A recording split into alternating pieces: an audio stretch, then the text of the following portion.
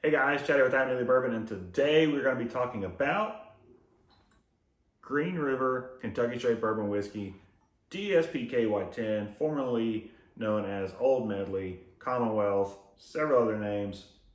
This is the first official product to come out of Green River. They've done contract distilling for many other brands. Everyone knows the whole TerraPure thing of the past, that they use that now for things like canned cocktails and vodkas and so on and so forth. But this is their first bourbon from them. There's been a lot of excitement about this bourbon, priced around like 35 bucks. And I picked this up at the Party Source in Northern Kentucky right after I did a New Riff pick. So unique bottle shape, horseshoe on the bottom, because Kentucky horses. And just to read what the back of the bottle says: a legacy revived. Founded by John W. McCullough in 1885 as Kentucky's 10th oldest distillery, Green River was celebrated for quality and became known as the whiskey without regrets before being lost to history after Prohibition. 8th generation master distiller Jacob Call. I almost said McCullough or McCulloch. Yeah, founded by John W. McCulloch. I think I said McCall earlier. Let's go ahead and give it a crack. Break that tack strip on top. Ooh, that's a good cork bottle. This bottle, it's a wide bottle. From the front, reminds me of like the Four Roses. If this was flat, the Four Roses single barrel bottle. But this just feels nice in the hand. That's just the weirdest thing I've ever said about a bourbon bottle before, or any whiskey bottle. But this just feels nice to pick up. So I have seen and listened to a couple reviews on this just because I watched and listened to them before I got my hands on it.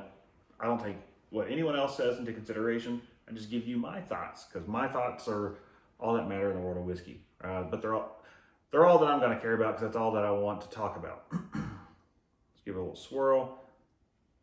Ooh, nice, light and fruity on the nose. A little bit of that grain coming through. I believe this is a 70% corn, 21% winter rye, and 9% malted barley. And I think it's two different types of barley. I don't remember those off the top of my head. I think bad guess here. I think I heard or read that it's 2-row malted barley and 6-row malted barley. So we shall see. Yeah, a lot of red fruit on the nose, a little bit of that corn, getting that nice rye spice coming through there. Good bit of baking spice, a little clove, getting a little bit of oak. I think this is a 5-year-old. Yeah, I believe that they said 5-year-old. It's 90 proof, so this keeps getting touted as the new daily drinker. So I'm going to be reviewing it as such. Clove, a little bit of sweetness from the corn, a lot of red fruit. I mean, I'm getting a lot of red fruit on this. Good bit of spice on the palate. That 21% rye shows through really well. Picking up that red fruit again. I mean, it's like red candy. Like red Jolly Rancher, I've said before, like cherry, strawberry, raspberry, just all those red fruits together. Tastes like that. The rye spice, the baking spice coming through on this, very front forward. Just after that first sip finishes it crazy long, but I mean, I don't feel like it really has to be. Yeah, nose is really good. A little floral coming off the nose. A little, I don't want to say like perfumey, but definitely picking up on a little bit of a floral note there. Nothing like, it's not youthful grain in the sense of like it is pungent or needs more time in the barrel. It actually noses very well. Noses kind of onset like I would think of like a Heaven Hill product or Jim Beam or something along those lines, where even at a 4, 5, 6, 8-year-old product, you typically pick up those same notes. This has that. This has no signs. If you were just to serve this to me blind, I wouldn't have guessed 5 years. It is a good nose. It's very consistent. Take another sip, we'll come back to the nose. Love that rye spice on there. Clove comes through in the palate. A little bit of leather. A little tannic on that second sip. Not super tannic, but I mean, there is a little bit of dryness to it. There's a nice sweetness, which I think must be the malt.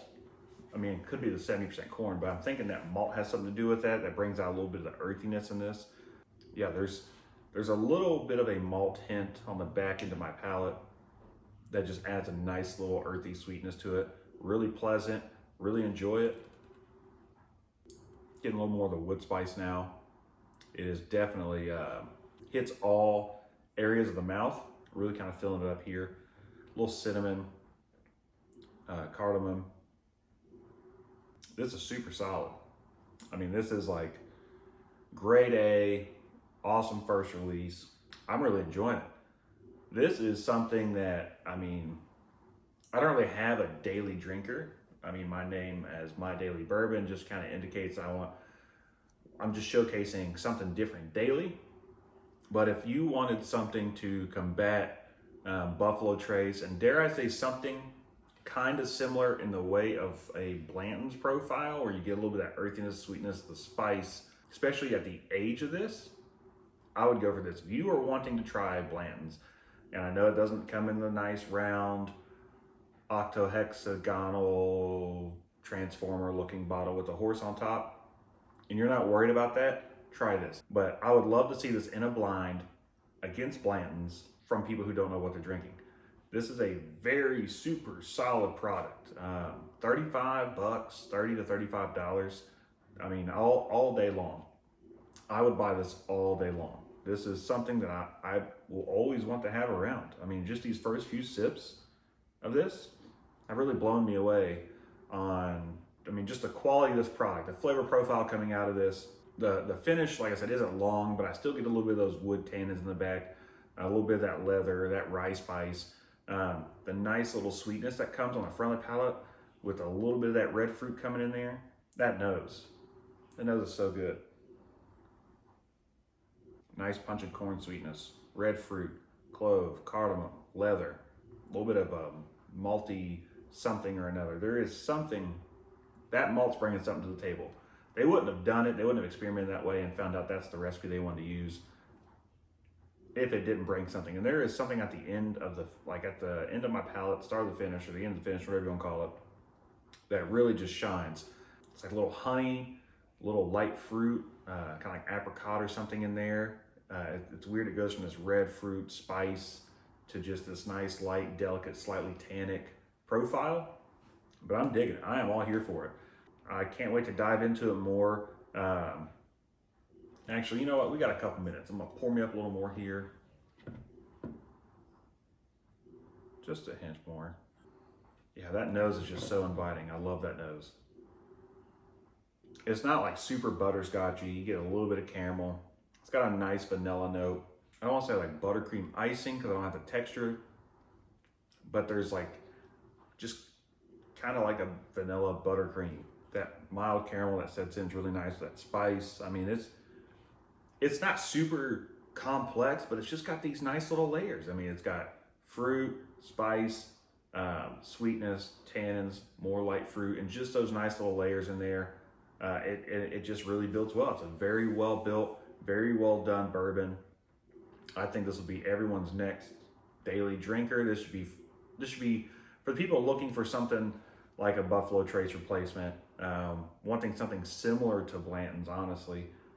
People who like things like Evan Williams Single Barrel, Evan Williams Bottled and Bond, or any of the Bottled and Bond products from Heaven Hill, I would give this, I'd look into this. This is a very good product. I mean, 35 bucks, I'm not angry at it. I'm not mad at it at all. Once this bottle's halfway gone, I'm probably gonna pick up another one. So let me know below what you guys think. Have you tried Green River's new bourbon? What are your thoughts on it? And comment below, let's have a chat. Have a great day.